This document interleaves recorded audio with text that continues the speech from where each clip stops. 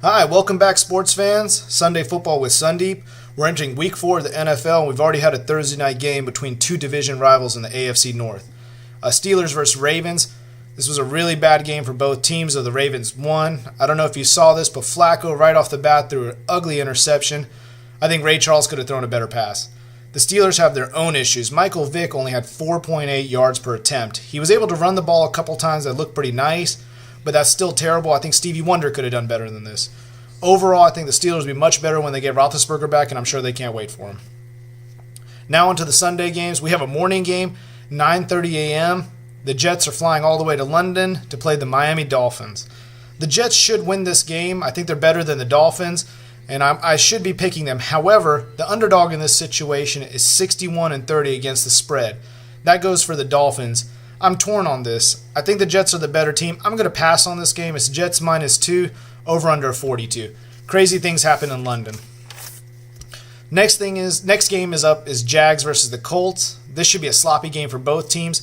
The Colts can't block, and Andrew Luck may be injured, so there's a lot of question marks surrounding him. Hopefully, I think they still may be able to run the ball, but I think the Jags will run the ball better. Yelton may be the better runner in this situation. I'm still sticking to my rule about not betting on bad teams. I think the Jags should cover on this game, but again, I'm going to stay away from this one. Somehow the Jags will blow it at the very end to make you blow your spread. I would leave this game alone. Right now, the line is Colts -9, over under 48 points. I still think the Colts will win, though. Coming up next is Texans at the Falcons. This game should be interesting. 81% of the public is betting on the Atlanta Falcons. Usually when we have a team that's favored by this much by the public, Vegas doesn't like to lose. I always try to stay away from these games and bet against the public. However, in this situation, I'm kind of leaning towards the Falcons in one regards. When you think about it, though, the Falcons have only played against the Eagles, Giants, and Cowboys. The Texans are a much better pass-rushing team than three that they've faced.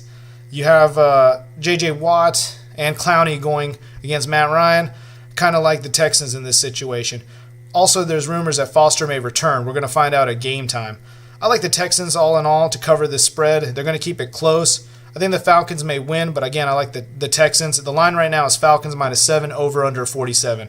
Again, I try to stay away from teams that are highly bet. This will come into action later. Next up is the Panthers versus Bucks.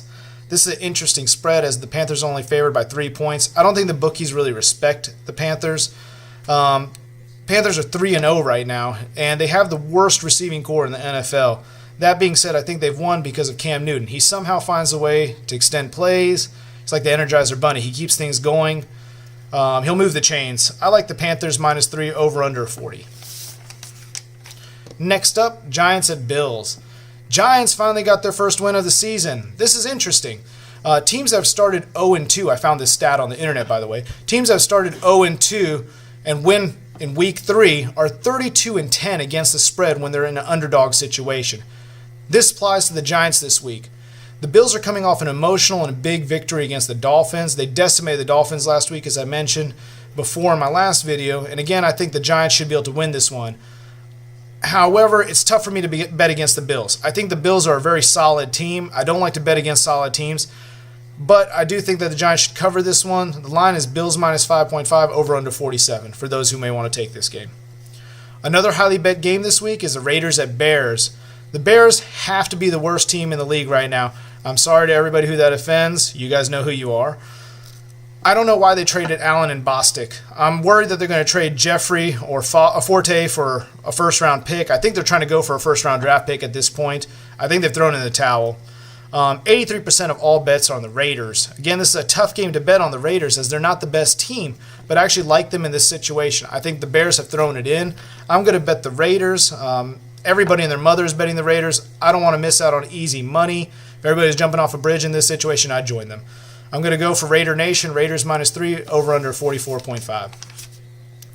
Next, we got the Eagles at Redskins.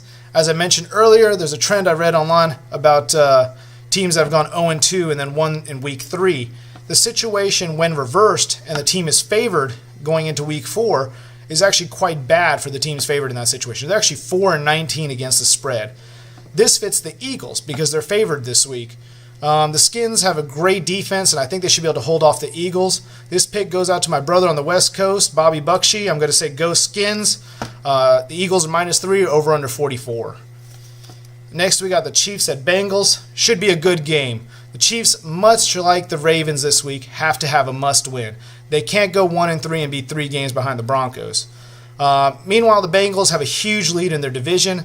This game doesn't mean much to them. I think Andy Reid's a beast when it comes to back-to-back road games. If you look online, he's actually got a spread of 16-6 against the spread. A rate of going 16-6 against the spread in these situations on back-to-back road games. I think the Chiefs enough to call this my underdog pick of the week. Go Chiefs. The line right now is Bengals -4, over under 44.5.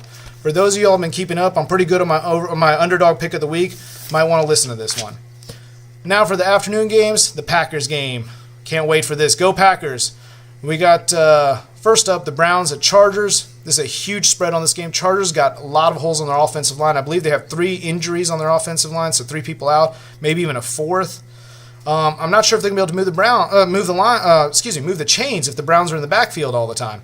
However, I can't bring myself to bet on the Browns. They're a terrible team. Again, I don't trust Johnny Manziel if he starts. I don't think they'll be able to throw the ball well. I still think they'll somehow cover because it's such a large spread. I'm going to stay away from this one. Chargers -8, over under 45. Next up, we got the Vikings at the Broncos. This should be a good game. I think there'll be a lot of points, even though you're facing 2 tough defenses. Broncos have a much tougher defense this week when they face the Vikings, and the same for the Vikings. They face probably the number 1 defenses in the league. I'm not going to sure how this game is going to matter to the Broncos, but I can't see how the Vikings are going to win this game. I'm going to stay away from this given the high spread. One consideration is the over-under. I'm going to stay away from it. Some people could take the under given both strong defenses. I think the over may cover given their offenses. I'm going to stay away from this one, though. Now we have the Rams at the Cardinals. This game should be really, really good or really, really ugly depending on how it goes. I think it's going to actually be pretty entertaining. The Cardinals are at home for the first time. They're a top-scoring team in the league right now. I believe they've scored over 120 points in 3 games. I think they can run the ball as well. Once again, 93% of the public is backing the Cardinals. Scares me as well. I'm going to stay away from this one. It seems like it's a setup for Vegas to win this because the spread's 7 points. The over-under is 48.5. Now, I know I seem like I passed on a lot of my afternoon games, notably the Browns, the Vikings, and the Rams. I'm just staying away from that. My game of the week for me is going to be Green Bay against 49ers. I know I might be biased, but I really like the Packers in this spot to win. However, the spread's very large. In most places, it's -8.5. Some places, -9. That's a huge spread to cover. I'm going to do something interesting on this game. I'm going to do what's called a teaser. For those of you who don't know what a teaser is, it gives you a certain number of points depending on the number of teams you bet on. If you bet on 2 teams, for example, you get 6 points, meaning I could drop the Packers spread down to -2.5 or -3 depending on what website I use. And I can also bring the over-under down. The over-under currently is at 48 points, I believe 48.5, so I can bring that spread down to 42.5 using those 6 points. The trick on a teaser to get those 6 points is having to make 2 bets. That's how they can trick you into betting on it. It may seem appealing, but you have to use it only at certain times. It's a lot harder to win 2 bets at the same time than it is to bet 1.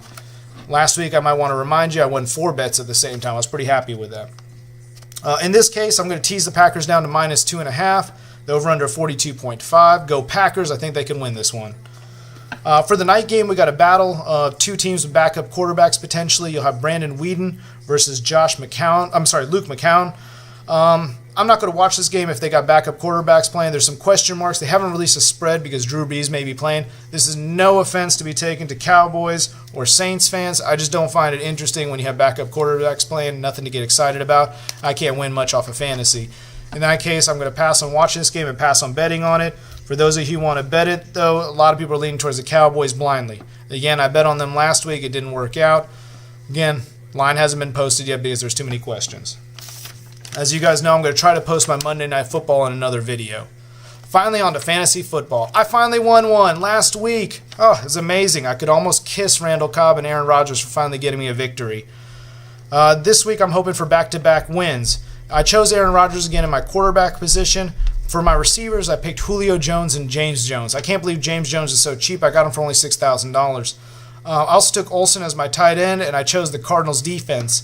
I'm still kind of undecided on my kicker, but I'm leaning towards Phil Dawson. For my wide receiver number 3, I went with Michael Crabtree. Not sure how that's going to work, but I think the Raiders are going to put some points up this week. My running backs are Giovanni Bernard and C.J. Anderson. I'm hoping on the Denver Broncos they'll get some goal line stances where Anderson can run. And Giovanni Bernard, I think, should have a decent game. But again, pay attention to what I said earlier about that Bengals game. Good luck to all of y'all. I hope you guys keep watching. Please keep watching, sharing. And most of all, please keep winning on my picks. We seem to be doing good. For right now, I hope you guys have a great Sunday. Go Packers. Hope all y'all win some.